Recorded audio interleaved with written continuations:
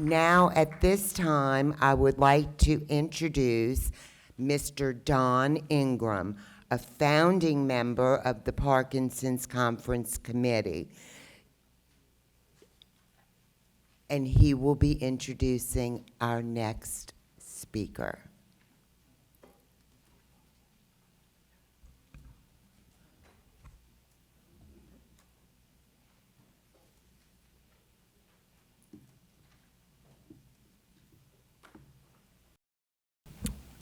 Well, good afternoon. It's such a pleasure to see so many still here and participating, get the blood flowing. So I'm so happy to see that, and I'm sure you're learning a lot today. And we're going to move more into the sort of the science and the medicine part of the program in the next presentation. So this is a hot summer Saturday in Baton Rouge. And it's appropriate then that our next session is titled Hot Topics in the Clinic. So to this end, we are very fortunate to have as our speaker Dr. David Houghton, although I understand that he had aspirations and still has aspirations to be a cartoonist. True? True. Okay. We're fortunately joined us today from Ochsner Health in New Orleans, where he is a movement disorders specialist, a neurologist of the highest caliber.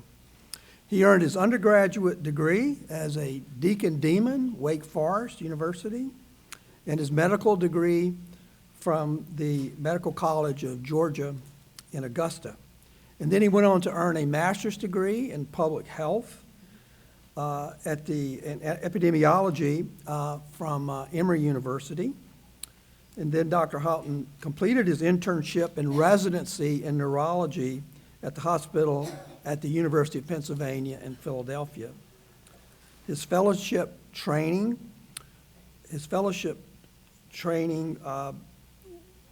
went on at the Movement Disorder Center at the University of Pennsylvania Hospital.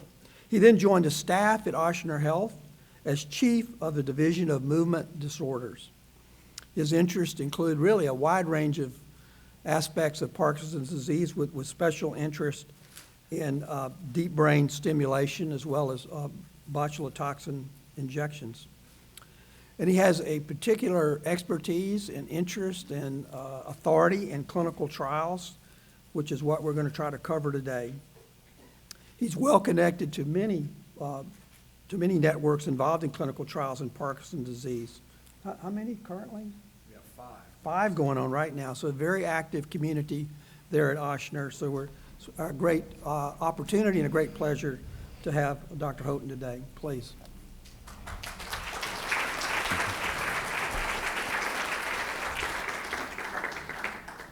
Thank you very much. Is this working with the pop star microphone here? Cool. Go, Brittany. Right, thank you. I'm more of a Justin, but are they still together? I don't know. Yeah. Well, thank you so much for the introduction. I'm going to make the cameraman work a little because I like to pace when I speak. So hopefully that doesn't mess up the final video that you guys will have. I also would probably run into these if I keep them up here. So hot topics in the clinic. It almost sounds too close. Is that okay? If it gets weird, I can move. So you can see I subtitled this Innovations, Interventions, and Individualized Care. The talk is somewhat split into 3 parts. I'm going to speak initially on the work that we do in the clinic with new innovations around dopamine. I'm going to then pivot to probably what's coming next for a lot of us and a lot of you in ways that we can do biomarkers and look at more specific precision medicine opportunities in Parkinson's, kind of like how we treat cancer. And then I'm going to widen out to a lot of the information that we've already had today, but related to exercise. So we've gotten to see specific work with Dr. Hackney and what she's done with tango and other forms of dance. We've had good demonstrations. And that's one of those things that everybody benefits from. So that's sort of the way that I'm thinking about what's hot in the clinic. And it's an important topic, right? So more than 1 million Americans have Parkinson's disease. If you're thinking about what the average person with Parkinson's looks like, Looks a little bit like me. It's more often males than females. People, as they approach the age of 60, I'm not quite there yet, but I'm getting there. And typically has a tremor-dominant presentation, worse on one side of the body than the other when it first presents. But really, this is of an epidemic proportion, and in our community, it's no different than that. And in fact, it's really important that we recognize where the real information is, so everything that's hyped isn't necessarily hot. We want to make sure that we are able to stay focused on what things we can change. So I wanted to just show basically for the group the way that we as movement disorder specialists, and this isn't unique to the work that we do in New Orleans, it's great movement disorder specialists in Baton Rouge that think about this similarly. When Parkinson's first starts, you can see on the left side at this sort of time of onset, there's this pre-symptomatic phase. This is really an area of research where we're trying to recognize what patients look like pre-symptomatically, because they don't have symptoms. It's not something they can tell their doctor or their friends or family. And then often what we'll see is the non-motor stuff here, problems with sleep, problems with sense of smell, change in mood, change in the autonomic nervous system. These are things like blood pressure or bowel and bladder function. And then only finally, after enough dopaminergic cells are affected, do we start to get the motor symptoms. And so you can see in this cartoon that at that onset, you have all the dopaminergic neurons you need. These are the neurons in the basal ganglia that make dopamine. But over time then, those dopaminergic neurons start to deplete. And the further they deplete, the more likely you're going to start to develop symptoms that are recognizable to you, to your friends and family, and to your neurologist. Anybody know who this guy is? This is George Kotzius. He was one of several that discovered the precursor for dopamine and published back in 1967 the way that levodopa could be converted into dopamine in the brain. And that title was not what he said. That would be quite unusual for someone to say that about themselves, but it was what was said in the editorial that accompanied that paper in 1967 in the New England Journal. So it was referencing the previous 50 years, so from the 19-teens to the 1960s, that this was the most important contribution to medical therapy in the previous 50 years. I would argue, though I'm biased, it's also been one of the most important to medical therapy for the next 50 years. It still, 50 years later, is the cornerstone of therapy for the disease that many of you in this room have. And the way that we think about it is on the left side here, the periphery, that's the bloodstream. The blood-brain barrier is how stuff gets into the brain. And then this is a big cartoon of a neuron with a neuron on top called the presynaptic neuron, and it's trying to talk to the postsynaptic neuron, so it's going downward on the screen. And so when you give someone levodopa, some of it gets messed up out in the periphery into these precursors, and we try to avoid that. You don't want to waste that good dopamine before it can get into the brain, because dopamine itself, dopa here, cannot get into the brain. That's why it was really clever chemistry for almost 50 years ago for them to realize that they needed to use a precursor that could cross the barrier. So there you see it crossing the barrier, and it stays as levodopa in the brain. So now we're ready to move, right? So that nervous system cell absorbs the levodopa, and then it pushes it across the cleft to allow this to communicate from neuron A with neuron B. And then some of it gets reuptaken, and you're sort of stuck in this metabolism of dopamine, where some gets created, some gets destroyed, some gets uptaken, some gets released. And all of this is now able to be affected with the different medicines that we use. So for instance, dopamine agonists, these are drugs like Mirapex, Requip, those also affect this part. We've got MAO-B inhibitors, monoamine oxidase B inhibitors. Those are drugs like rasagiline and selegiline that prevent the breakdown of dopamine, so you have more dopamine hanging around. And we've got COMT inhibitors like entacapone or opicapone, an older drug called tolcapone, which also will allow it. And so that whole list is the stuff that's available for many of you who are in the clinic right now working with your MDs, your PAs, your nurse practitioners who are driving the ship as clinicians for you. But there's a problem with dopamine. That's what I have at the top called the pulsatile dopamine problem. So this problem is that early in the disease, your brain and your body does a terrific job of absorbing it. You get all the dopamine you need, and actually you can get away with skipping doses. Some of you are early diagnosed, recognize you skip doses. Those of you who have had the disease for years say, gosh, I remember those days where I could skip a dose. Because over time, what happens is that you can see this sort of cartoon, is that you end up either with too much dopamine hanging around, that's the dyskinesia, that Michael J. Fox looks like often, or you have too much wearing off, and that's the lows. So we have motor fluctuations of highs and lows, and at the peak, we often have dyskinesia.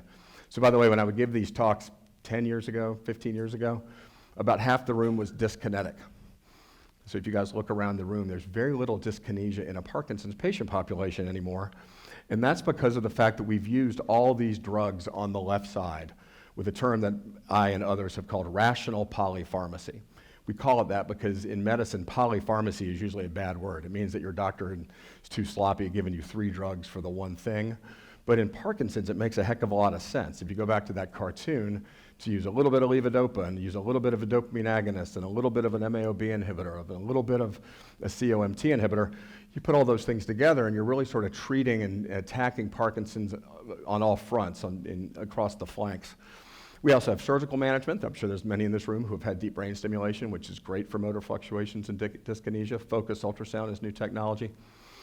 And now we have other ways on the right side in green of continuous dopaminergic stimulation, a way that we can keep that old school 1967 dopamine in our system for a longer period of time. And what that does is it overcomes the GI tract, the brain problems, the distribution, the decarboxylation that I showed in the short half-life. So up on the screen here, you'll see 6 major modalities that have been studied to assist with this continuous dopaminergic stimulation. And I'm going to spend a little bit of time talking about the 3 that are approved now and are an opportunity for many of you to consider. Subcutaneous apomorphine in the upper right. This is a extended release carbidopa-levodopa in the lower right, and then subcutaneous phos-levodopa, and phos-carbidopa, which is a special way that carbidopa and levodopa are modified to allow them to be absorbed better. So let's talk about the phos-carb, phos-levo infusion first. This is the one that's branded under the name Vyalev. Advantages of wearing this pump is that patients then have much more on time. Go back to that chart. It's able to extend it so that you don't have as much time at the top with dyskinesia. You don't have as much time at the bottom with wearing off. And it's available 24 hours a day. And that's an important thing to compare to the next product I'm going to talk about, which is only available 16 hours a day. You can get subcutaneous nodules. This is a lot like an insulin pump, if you've known somebody with type 1 diabetes or insulin-dependent diabetes who has an insulin pump. So you can get little nodules in the subcutaneous tissue. There's a tiny needle that's required to have it distributed. But essentially what this graph shows right here is that over time, comparing the medicine, which is in green, to regular oral immediate release carbidopa-levodopa, which is in the gray, and this is the off-time reduction and on-time improvement, you can see that there's a significant improvement of a difference of almost 2 hours per day for someone to be on this, which is significant for some people. If they're wearing off for 20 or 30 minutes between every dose, and they're taking it 4 times a day, that's their 2 hours that suddenly they've gotten back. And you can see another way that this was documented in the pivotal clinical study was looking at diaries and data points that were filled out by patients. And this was the fraction of time that the patients marked that they were off during the day. And so on the bottom here, this is with the new drug, and here that was against the immediate release. So it really looks like probably a lot of the experiences of some of you in this room where you'll recognize that in a 24-hour day that you're having off time and better on time and off and better on, whereas the ones that were on the pump were able to be much more consistent with their on time during the day. Compare that to the brand name drug Onapgo. Onapgo is an apomorphine infusion. Don't be panicked by the term apomorphine. It's an old phrase referencing the original structure of the dopamine agonist, of which apomorphine looked like morphine. This is not an opiate. This is not a morphine drug. This is a dopaminergic drug. Just like what you see with the levodopa, you can have more on time and less off time, less dyskinesia. Might actually help sleep and mood. There's a little more data that dopamine agonists are positive for sleep and mood. But the con is some of you who have been on Mirapex or Requip or the new Pro Patch or some of the other preparations may have had worsened problems with hallucinations or blood pressure shifts. That can be exacerbated with this pump as well if it's not done in a cautious fashion. It also only goes for 16 hours a day instead of 24, as I'd mentioned before. But you can see a very similar graph was presented. The work that's being done in the research arena, a lot of times they're looking at the same outcomes. And so similarly, they were able to demonstrate almost 2 hours of improvements in on time and reduction in off time with this drug. The third one I'm going to talk about is Crexont, or the trade name Crexont, which is an oral capsule. It's a newer, longer-acting form of carbidopa, levodopa. The way that it works is there is this long-acting preparation you can see on the right here, these ER beads, that has a mucoadhesive polymer that as you absorb it, it sticks and sort of rolls down the intestine slower than the other ones. And so that slowness of it being transported down allows it to be absorbed more slowly. So you get this sustained release effect that improves on time and reduces off time. So again, same idea that we're working towards continuous dopaminergic stimulation here. So about 1.5, almost 2 hours more of on time per dose, which is even more impressive. Now, the way they came up with that was that most patients in the study were dosing 5 times a day with the immediate release. This reduced them to 3 times a day. So for each of the 3 doses, they got another 1.5 hours of on time that they otherwise wouldn't have appreciated before, divided by 5. These are 2 that are not yet developed. Full disclosure, I don't have any relationship with Dislin Pharmaceuticals, but I think it's curious that this one company has looked at 2 unique ways of trying to come up with trying to tackle the pulsatile dopaminergic problem. So one of them is something they call Infudopa Intra-V. So this is intravenous dopamine. And right now it's being developed sort of in an inpatient style arena. One of the more troublesome things that can happen to a Parkinson's patient is have them admitted to the hospital for an elective knee replacement, or they fall and hit their head and they spend 3 days in the hospital. And invariably your medicines get messed up, because you're used to taking it on time every time on your schedule. That's not necessarily the same schedule of the nursing staff, and not the same schedule of everybody else in the hospital.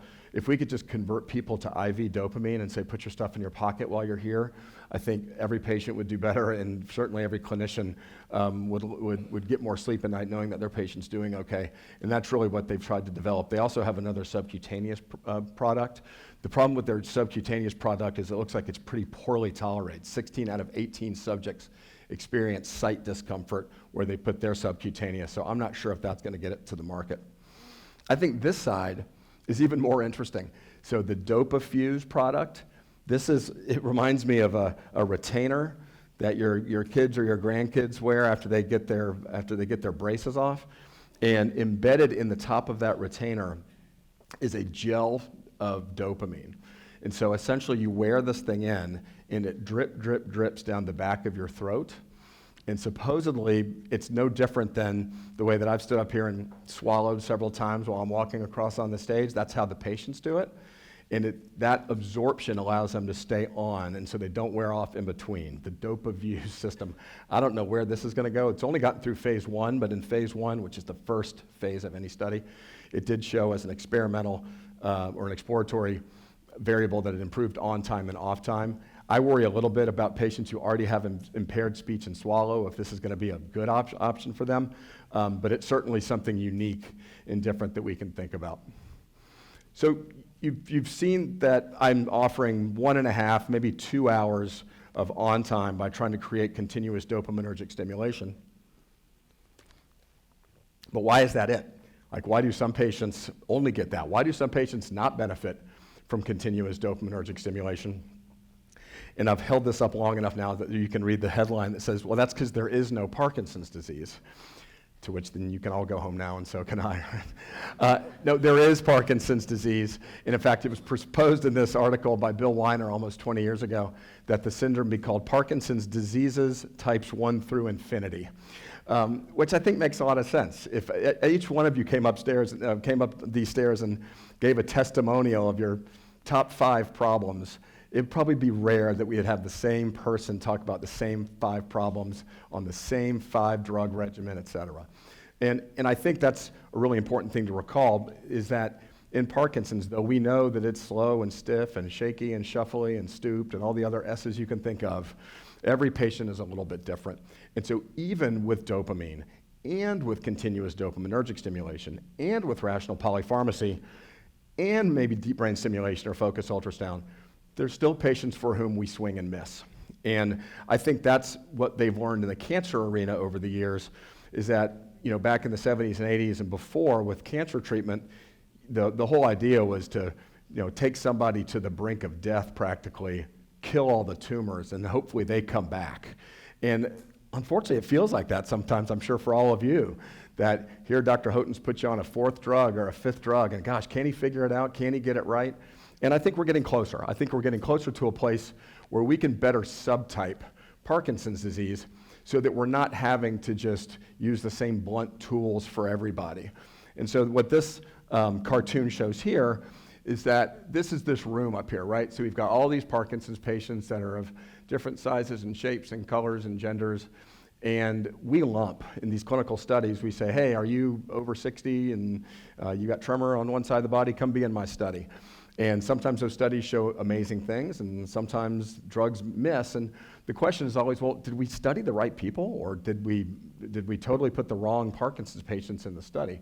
And so if we could use things like clinical biomarkers, imaging biomarkers, molecular or genetic biomarkers to create a better fingerprint of somebody with Parkinson's disease, well, then we can use big data, that's sort of a fancy word for artificial intelligence that sort of pulls all the information they can from large populations. And then maybe we've got a cluster A as an example and a cluster B or a cluster C of subtypes of Parkinson's.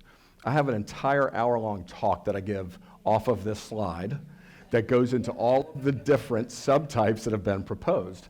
And I get done with that exhausting talk sometimes. I say, man, I've just split everybody into these subgroups, and sometimes it feels better to go back and lump. But the reality is we probably need to do some better splitting, because whenever we can do the subtyping, then we're more likely to get close to a personalized medicine approach for patients. And these are some of the ways that we're subtyping now.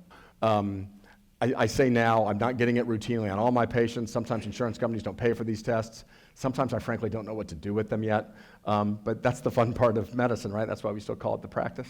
We're still practicing. So some examples here that you see at the top, the LRRK2 or the GBA function. There's the LRRK2 and GBA gene mutations, but those are enzymes, and those enzymes impact the way that dopamine is utilized in the brain. So if we knew somebody's LRRK2 status or GBA status, maybe it would help guide us on the dose and the type of medicines to use and when. Dopamine receptor genes, DR2 and DRD3, and other transporter genes like SLC6A3, those are also associated dopaminergic response, going back to that cartoon on how well dopamine crosses into the brain and gets utilized. It helps guide us. If you have an overactive COMT system, I would probably want to dose higher, a COMT inhibitor, maybe even higher than what is usually clinically thought to be the top dose, because that was done in clinical studies where everybody was lumped. They weren't subtyped. Or opposite, let's imagine that your MAOB function is very low. You're an under monoamine oxidase B utilizer. Well, then I might not get a lot of mileage out of putting you on an MAOB inhibitor. And yet I put nearly all of my patients on an MAOB inhibitor today. It's called rasagiline. It's a once daily drug. It's a good drug. It's easy to use, has very few side effects. And some patients for the last decade have come in and said, Houghton, that stuff is magic. I say, thank you very much. And others will say, did you give me the placebo? I said, I gave you what Walgreens gives you. I would imagine they have low MAOB, so there's no horse for me to kick on that. Other variants, the ApoE variants, we think about it in Alzheimer's disease. So I have a dementia clinic that I help run also, and so we check for ApoE2 and 3 and 4, and if you have 2 copies of ApoE2, your chances of Alzheimer's go sky high. If you have 2 copies of ApoE4, your chances go much lower. There is likely, we'd heard in some of these talks about sort of what does Parkinson's disease dementia look like versus Alzheimer's disease dementia, and where does it cross over? This may be where it crosses over in my mind. Maybe a Parkinson's patient who carries these ApoE markers for Alzheimer's would be more likely, they should be more likely to develop dementia If I knew that before I put somebody into the operating room for a deep brain stimulator, that would help me make sure that I'm not doing a surgery that then might impact their memory in the next 5 years instead of in the next 15 years. So you guys catch the drift of all of these types of things that we now are on the cusp of being able to utilize to really create a better fingerprint of Parkinson. Mic check. Perfect. Okay, I'm back. I bet that never happens in the stadium tour. Okay. Coming through, where was I? Okay, I was here. So the idea then, if we've got these subtypes now, well, that's going to do a better job of me. Can y'all hear me okay with this? That's going to do a better job of me predicting disease progression. It's going to do a better job of us together predicting the response to treatments in clinical practice. And for me to say, hey, I'm giving you this drug. I really want you to hone in on this, or I really want you to hone in on that. And then lastly, in the research world, it's going to help identify new targets for disease modification. So I think this is a really exciting time. It's sort of a narrower way to think about it than the way that we think about using dopamine, in the way that this was right on the cover of Movement Disorders, which is the nerdy neurology journal that sits right next to the People magazine at my house. And so it shows here, this example of all the people, if you look closely, it's hard to see from where you are, everyone is different, right? So this idea, I think I loved this because it really goes back to that 20-year-old editorial that there's no such thing as Parkinson's disease, there's only Parkinson's diseases, and this is a good example of it. So what can improve every Parkinson's disease subtype? And that's what I think we've heard a ton of today. And so I was really excited to be able to give this closing talk, and then for the closing part of this talk about the benefits of rehabilitation therapies and exercise and all the cool things that we've had mentioned to us today. So exercise complements medications. Medications can complement exercise, but it's more that exercise is going to go well with anything that you're taking. And there are zero good excuses for why a patient with Parkinson's can't be part of a rehabilitation program of some variety. And I know that you all got bad hips and bad knees and bad shoulders, and because everyone's warranty runs out about the same time for orthopedic stuff. And yet, with that, there's always something that can be done. You guys saw that we had a dance presentation, and not a one of you were really dancing, right? I mean, let's be frank. You were doing a lot of movements that were really rehabilitatively helpful. And before that, you probably said, well, I don't dance.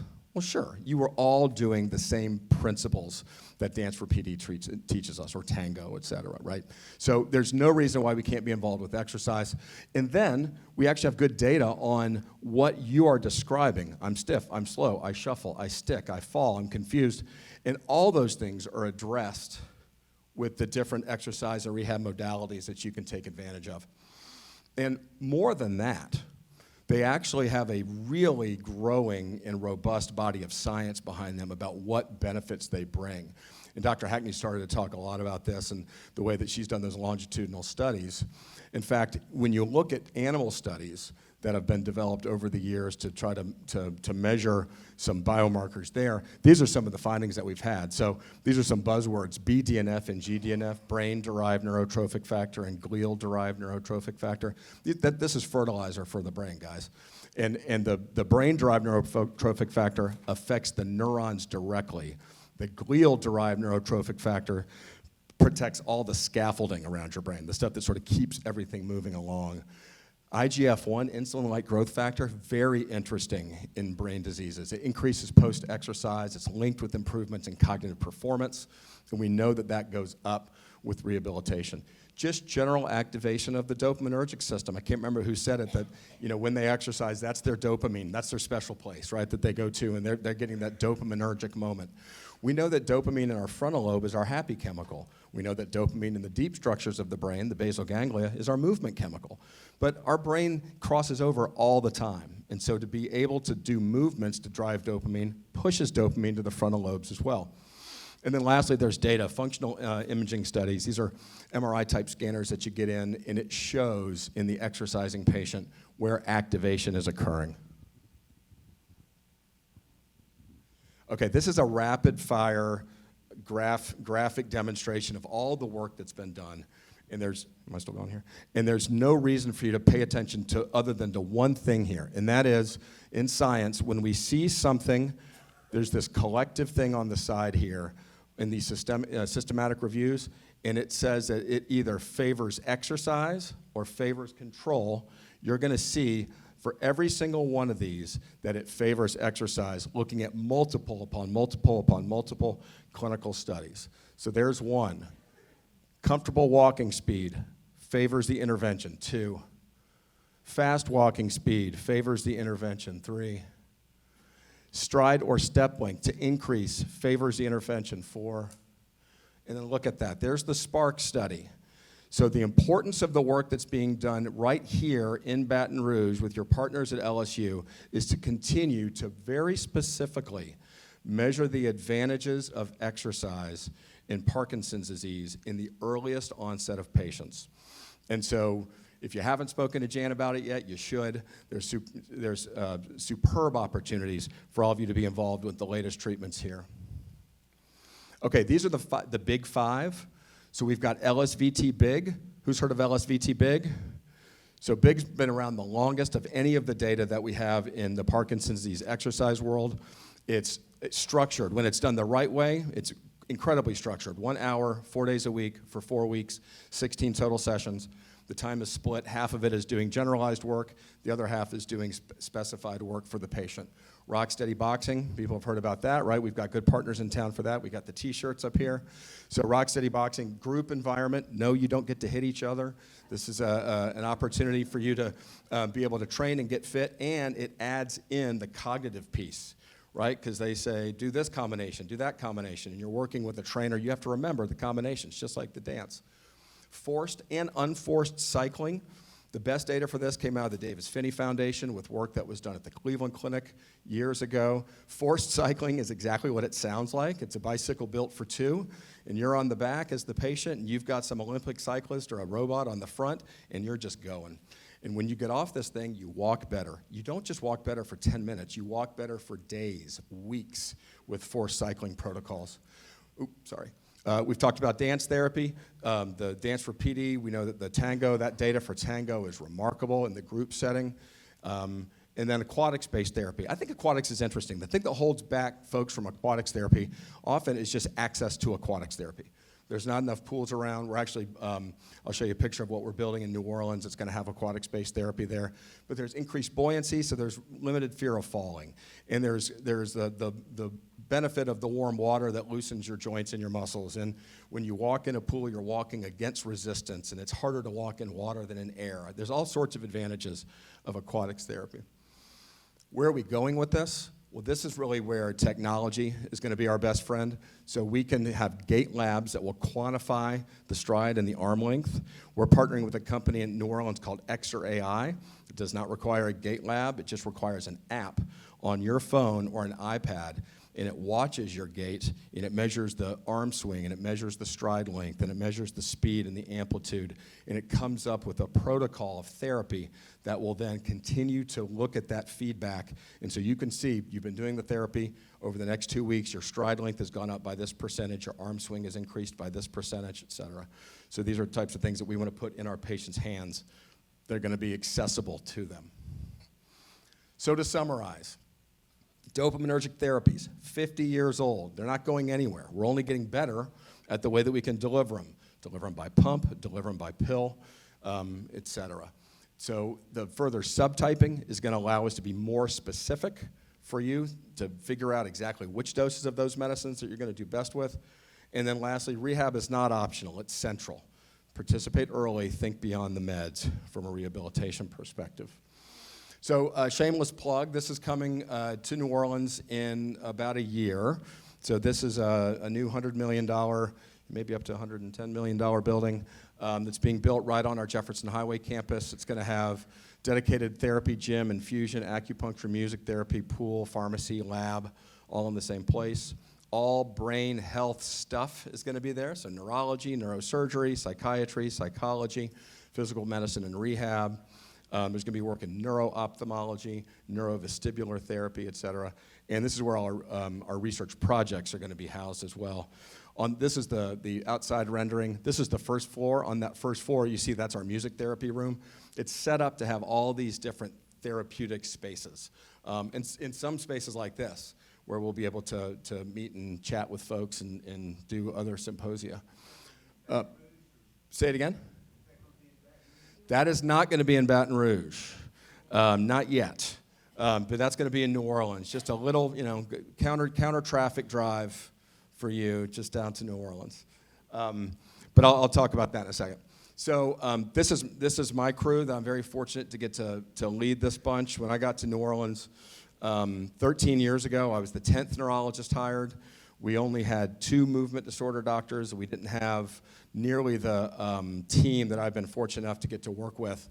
And the collection of movement disorder specialists and PAs and nurse practitioners and nurses and clinical research coordinators and everybody else has been critical to the work that I do. We heard a lot about the value of palliative care. We've recognized that. We have palliative care services that are embedded into our services for patients. We've talked about the worries that patients have with mood and memory changes. We have a neuropsychology team embedded into our services. And so it's been really important for us. We are developing a clinic in Baton Rouge. It is not ready yet. It's going to involve members of this team to come to Baton Rouge. But I'll tell you, there are great doctors already in Baton Rouge. The folks that are at the Lake, the folks that are at Baton Rouge General, at Neuromedical, they're great. And you guys recognize this quote from A Miracle on 34th Street? The real A Miracle on 34th Street, not the other ones that they've made. So I love this quote. It was when there was a frantic mother in line in the store in Macy's, and she gets up to the front, or to where Kris Kringle was, and he suggested that they go pick up what she was looking for at Gimbel's, and Mr. Macy went bananas, and everyone went bananas, but they realized what this is consumer-centric, right? This is putting the consumer first. And we put the patient first. So I tell patients that if you come to see me in New Orleans, that's great. If you need to go get big and loud therapy, go to Neuromedical. They've got big and loud. And I know if someone goes to Neuromedical and they're doing great there and they want to get a second opinion at the Lake or with us, they say, go get a second opinion. And I think that's a remarkable way that this community has to function together. You guys make us function that way, and we want to function that way for all of you. So you could do a lot worse than going between Macy's and Gimbel's if what you're doing is getting the right care for you. And with that, I will pause. And do I take questions now, or is this like this question? Yes, I would like to thank Dr. Houghton. And at this time, we're going to take 1 or 2 questions. And then if you have an index card, raise your hand and our volunteers will come by for our final Q&A session. Don't forget about your surveys. Start filling those out, and you can just leave them on the table. You guys want to put me on the hot seat up there? Yeah. Right, sure. Okay. Let's start our questions specifically for Dr. Houghton, and then we'll do the panel. Anybody have a question for Dr. Houghton? Oh, right there. Doctor, I know of 3 people who have Parkinson's just right here, 2 sisters and my husband, and I keep hearing of so many people. Is there a reason that Baton Rouge has so many? Is it perhaps the chemical plants that are causing this? Has there been any research of that sort? Yeah, great question. So to summarize, is there a cluster in this community? Is that cluster related to? I mean, this is a sign. Here we go. We're back. And is that cluster related to genetics or environment or both, right? And so for years, we've used this sort of funny, clunky analogy about your genetics loads the gun and your environment pulls the trigger. It's a little bit macabre.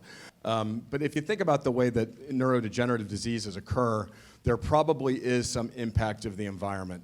There's been a couple of really good recent books written. One's called Ending Parkinson's. It's about 5 years old. I'd recommend you pick it up.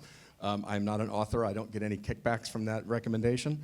And it talks a lot about the environmental pressures really that we've seen since the Industrial Revolution worldwide in the upsurge of Parkinson's disease. Specifically for this community, I don't know if any adequate research has been done. There is associations between exposures to petroleum. There's a lot of exposures or a lot of connections with pesticides and insecticides. There's some good plaintiff's attorneys on TV that talk about, have you been exposed to Roundup and do you have Parkinson's? And so I think where there's smoke, there's fire there, but it's hard to put the finger on one thing. Okay, we're going to take one more question specifically for Dr. Houghton, and then we're going to continue with the rest of our program.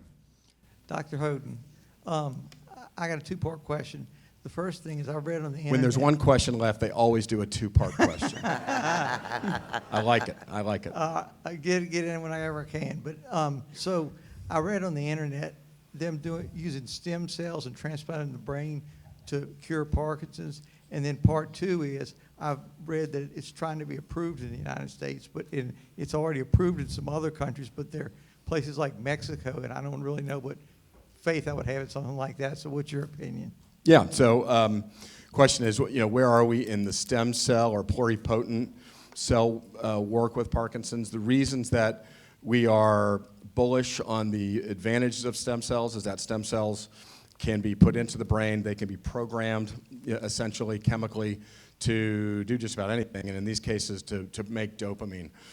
There's a study being done by the Bayer company, the same people that bring you baby aspirin, called the Expedite study. You can Google that, X, like EX, PD for Parkinson's disease, ITE, Expedite study that's looking at a product that is stem cell derived. I'm going to butcher the pronunciations. It's like bempredecinel or something like this. It's a surgical implanted study into the brain, and it's the one that's gotten as far down in any of the research studies. It's into phase 3. Now it was actually their most recent paper was on the cover of the journal that published it. So I think there's a lot of promise there. What you're reading sometimes on the internet and other places with stem cells, I'll put that in quotes, is sometimes they're pluripotent cells from a patient themselves, right? So you go and you give salivary cells or blood cells, they spin them down, and then they create these things called iPSCs out of them. What they're doing in other countries, which does not have terrific evidence, objectively it doesn't have terrific evidence, I don't think it works myself personally, is they're not injecting them into the brain, but they're giving them back into the bloodstream or sometimes into the spinal fluid. And from my perspective, the stem cells don't know where to go or what to do. And so the best research that's being done are the ones that's being done worldwide. Bayer is a German company, worldwide, to do direct injections into the brain right now. So those are the ones where I put faith. On a research side, I don't have a lot of faith in the going overseas and paying cold, hard cash for stem cells. All right, well, thank you once again, Dr. Houghton. If we can give a big round of applause.